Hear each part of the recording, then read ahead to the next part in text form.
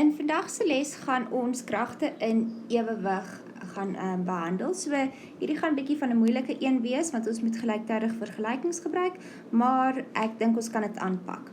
So hulle sê vir ons hierdie stelsel wat ek so beautifully geteken het, beweeg teen 'n konstante snelheid. En as iets teen 'n konstante snelheid beweeg, dan weet ek my versnelling is 0 en dit beteken dan al my kragte is in ewewig. Dit beteken al my Fi komponente kanselleer uit en al my Fx komponente kanselleer uit wanneer ek die rigting in ag neem. So hulle gee nie vir ons veel inligting nie, hulle gee vir ons wel die massa. So ons weet ons gaan dit gebruik om die gravitasiekrag te gaan bereken. So ek gaan hom net hierso oorteken. So hier is my blokkie, my massa is, kom ons gaan werk gou die Newton uit, so ons gaan die massa vat en ons gaan dit maal met 9,8, so dit beteken my gravitasiekrag is soveel. Dan het ek die krag wat hom soontoe trek, so die spanning, hierdie is my spanning 1 en hierdie is my spanning 2, ek gaan my hoeke gaan inteken, so hierdie hoek hierso is 30 grade en hierdie hoek hierso is 60 grade. Ok, so wat ek weet van hierdie stelsel is dat die een trek regs en die ander een trek links. Ok, so ek weet dat die Fx van die eerste stelsel gelyk gaan wees aan die Fx van die tweede stelsel, want hy beweeg teen konstante snelheid, so daar's geen versnelling nie, so die hele stelsel is gelyk aan 0, so hulle met mekaar basies uitkanselleer. Wat ek ook weet is dat my twee toue trek albei op en ek het gravitasie wat afbeweeg. So dit beteken dan dat die Fi komponent van die eerste ene plus die Fi komponent van die tweede ene gelyk moet wees aan my gravitasiekrag. Okay, so essentially is die spanning in my eerste tou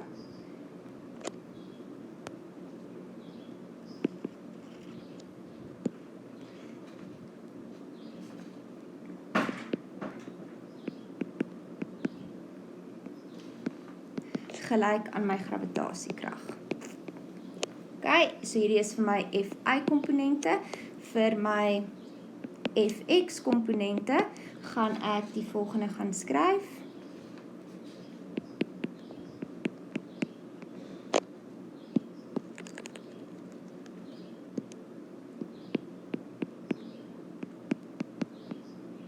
Okay, nou moet ek die regte triegoed gaan gebruik. So kom ons kyk gou hierso.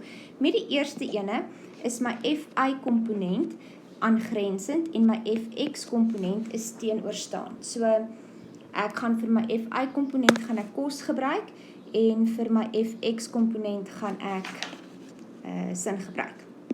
So kom ons gaan gou aan met hierdie ene hierso. So eintlik gaan dit vir ons makliker wees om eers met die x te begin.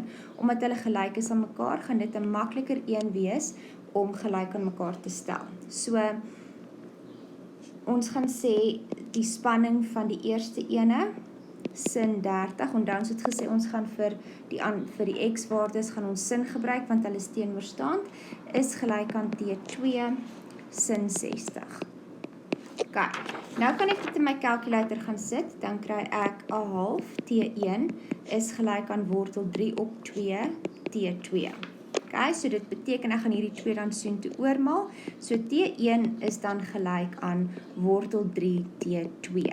Okay, so daar's my heel eerste vergelyking wat ek opgestel het. Nou gaan ek na my Fi komponente toe gaan om my tweede vergelyking op te stel. So ek gaan sê T1 kos 30, en dan ons het gesê ons gaan kos gebruik vir die y-waardes, want hulle is aangrensend. En ons het gesê die twee y-komponente trek beide op, so ons moet hulle saam, moet hulle gelyk wees aan my gravitasiekrag wat hom gaan aftrek. So hy moet gelyk wees aan dit. So omdat ek hierso in die vorige een gesê het, my T1 is gelyk aan iets, kan ek hierdie inligting hierso gaan invervang. So nou kan ek sê wortel 3 T2 maal met kos 30 plus hierdie gaan vir my half T2 gee as ek kos 60 in my calculator sit en dan kan ek hierdie gaan vereenvoudig en dit saam met daai ene gaan plus en dan kry ek die volgende. OK, nou kan ek hierdie gaan wegdeel aan hierdie kant en aan hierdie kant. Dan kry ek my T2 gelyk aan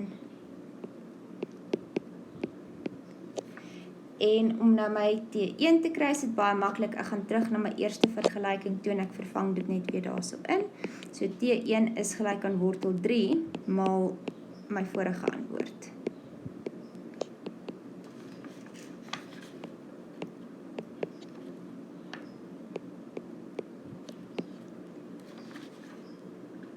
OK, en dit is kragte in ewewig.